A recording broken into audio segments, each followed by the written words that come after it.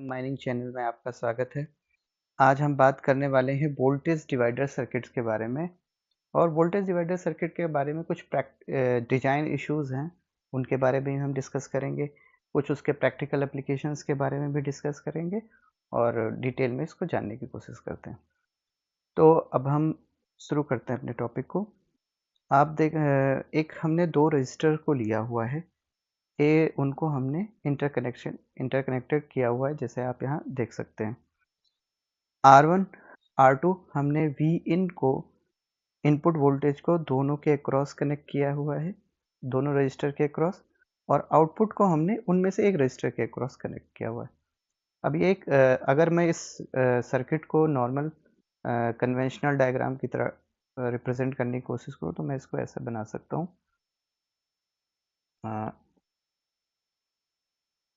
यहाँ पे एक इनपुट वोल्टेज हमने दे दिया है, ये एक रजिस्टर यहाँ पे हमने R1 हमने इंटीग्रेट कर दिया है, ये हमारा R2 वोल्टेज हो गया, R2 का रजिस्टर हो गया, और इसको हमने ग्राउंड किया हुआ है, समथिंग कॉमन वोल्टेज, और ये हमारा आउटपुट वोल्टेज है, output voltage. This is our desired voltage, ये हमारा इनपुट वोल्टेज है। हमें इस इनपुट वोल्टेज को जो है डिवाइड करना है accordingly our requirement in the output section. तो हम आप लोगों को ओम्स जो है केवीएल लॉ तो सबको ही पता होगा। अगर मैं कंसिडर करूँ कि this is a I current flowing in this circuit, I current, तो मैं यहाँ से केवीएल का इक्वेशन अगर लिखना चाहूँ तो minus V in plus I1 R1 plus I R1 and I R2 is equals to 0। मैं यहाँ से V in is equals to I R1 plus I R2।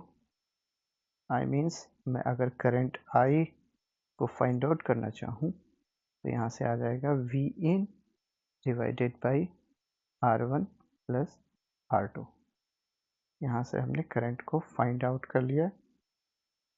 अगर मैं इसको इक्वेशन 1 दे देता हूँ, अब आप देख सकते हैं यहाँ से कि अगर मुझे V output voltage find out करना है तो मैं आउटपुट वोल्टेज को फाइंड आउट करना चाहता हूँ, तो आप सर्किट से देख के बता सकते हैं कि आउटपुट वोल्टेज इज, अगर ओम्स लॉ के अकॉर्डिंग इसको देखा जाए तो V not is equals to this current, जो इसमें I करंट फ्लो हो रही है, into multiplication by the resistance, then V not is equals to I into R2, then output voltage will become, I को हम इक्वेशन 1 से यहाँ put कर देते हैं, ये I आपने यहाँ से निकाला था V in upon I1 upon R1, यहाँ से हमने निकाला था, तो हमने आउटपुट लिख लिया V in upon R1 plus R2 into R2। तो अब यहाँ से अगर मैं देखूँ V नॉट आउटपुट वोल्टेज एक डिवीजन हो चुका है, this will be a fraction V in, this is our desired output। अब आप यहाँ देख सकते हैं कि मैं डिफरेंट वैल्यू R2 और R1 की पुट करके मैं V in को उसके डिजायर्ड आउटपुट में डिजायर्ड जो आउटपुट हमें चाहिए उसमें डिवाइड कर सकता हूँ। जस्ट फॉर एग्जांपल, अगर मैं बोलूँ कि इफ़ मैं R1 और R2 को इक्वल ले लूँ, तो आप यहाँ से एक बार फाइंड आउट कर सकते हैं कि what will be the voltage output V not. R1 R2 के अगर बराबर हो जाएगा तो आप यहाँ से देख सकते हैं R2 R1 R2 इक्वल हो गया, मैं इसको 2R2 लिख सकता हूँ into V in, and it will become V in by 2। It means our output voltage half हो चुका है। अगर हमें अपने आउटपुट वोल्टेज को हाफ डिवाइड करना है तो मैं R1 R2 को इक्वल ले सकता हूँ। बट यहाँ पे एक डिज़ाइन इशू है जो मैं आपसे डिस्कस करना चाहता हूँ कि what will be the value of R1 and what will be the value of R2। Let's say मैं इसी सर्किट को फिर से ड्रॉ करता हूँ। यहाँ पे ये हमारा R1 R2 and this is our V0, this is our ground, this is R2, this is R1 and this is V in। मैं यहाँ अब फिर से डिस्कस करता हूँ। इफ आई टेक R1, अब मैं एग्जांपल लेता हूँ कि मुझे V आउटपुट में V in को V0/2 लेना है। आउटपुट मुझे ये चाहिए desired. Then what will be the value of R1 and R2। R1 और R2 की वैल्यू अभी हमने यहाँ से पता की। If R1 is equals to R2 then V0 will be V in by 2। तो यहाँ से आप देख सकते हैं कि मैं R1 इक्वल्स टू R2 अगर लेता हूँ तो मुझे ये डिजायर्ड आउटपुट मिल जाएगा। पर क्या मैं R1 और R2 की क्या वैल्यू को असाइन करूँ? मैं 1 ओम लूँ या 1 किलो ओम लूँ या 1 मेगा ओम लूँ?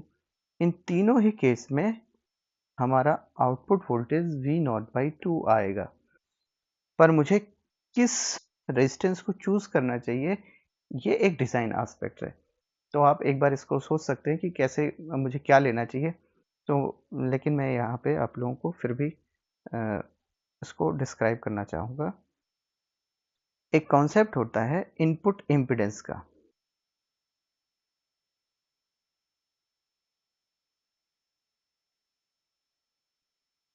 इनपुट इम्पीडेंस का किसी भी जो आपकी सर्किट्स होती है उसका एक इनपुट इम्पीडेंस होता है Zin।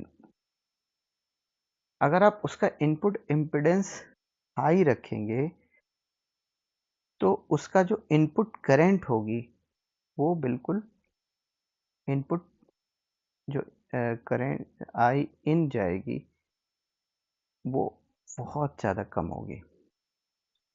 तो अब हमारा यहाँ पे इशू ये है कि हम इस सर्किट को इस तरह डिज़ाइन करना चाहते हैं कि वोल्टेज को डिवाइड करे।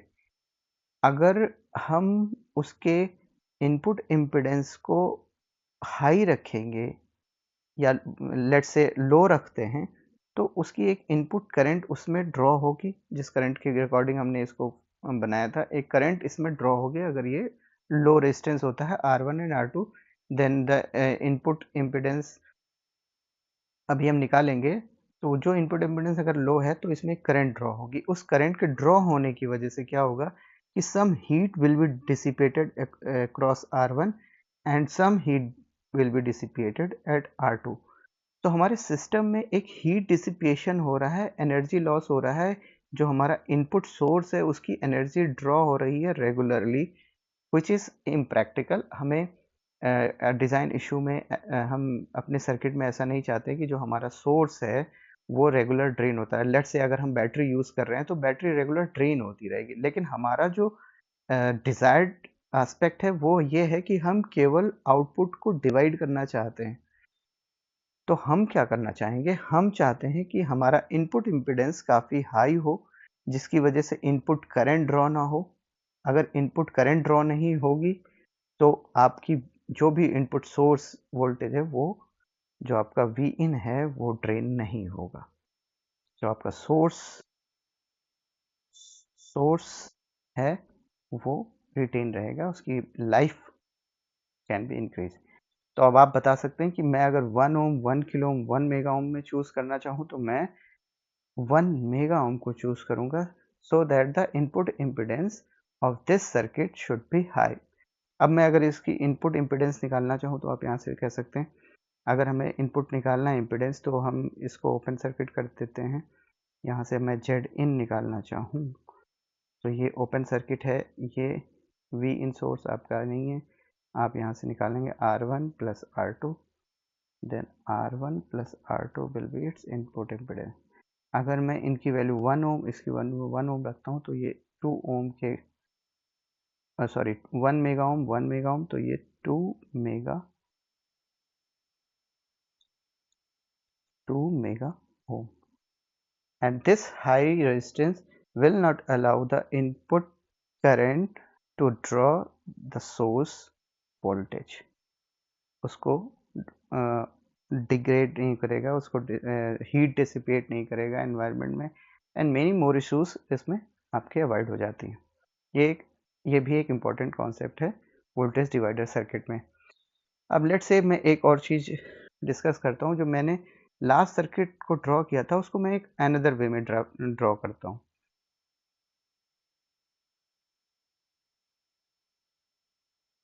This is our input source and this is ground.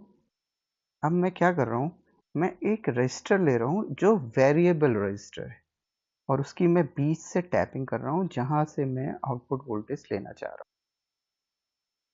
अब मैं ऊपर के पोर्शन को बोलता हूँ R1, नीचे के पोर्शन को बोलता हूँ मैं R2।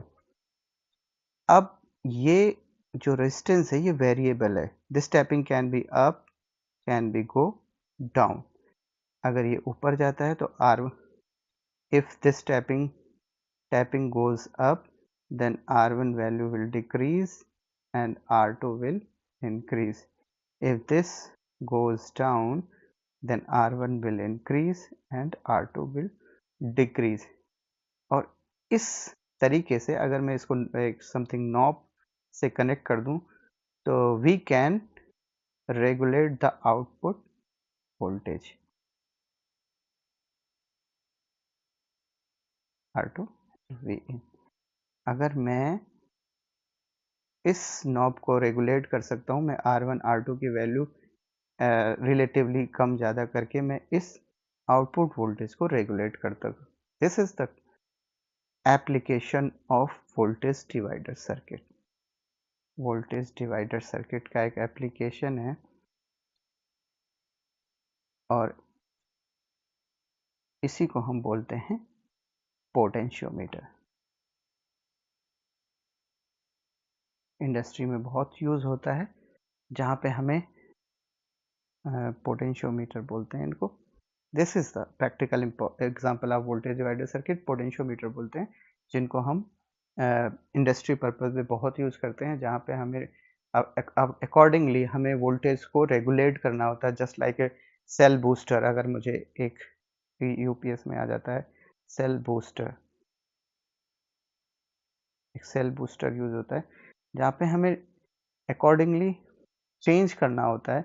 एक सेल का बैंक है जिसमें नंबर ऑफ सेल्स चेंज होते रहते हैं, तो हमें उसके जो चार्जिंग जो वोल्टेज अक्रॉस देना होता है वो वेरी करता है, और उस वेरिएबल वोल्टेज को मैनेज करने के लिए we can use potentiometer. This is our practical example and that's all guys.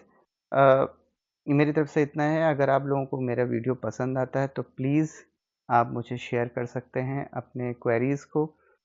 मैं उसको सॉल्व आउट कर सकता हूँ, आप कमेंट कर सकते हैं। आप please share and like our videos so that we can make useful videos for you. Thank you guys.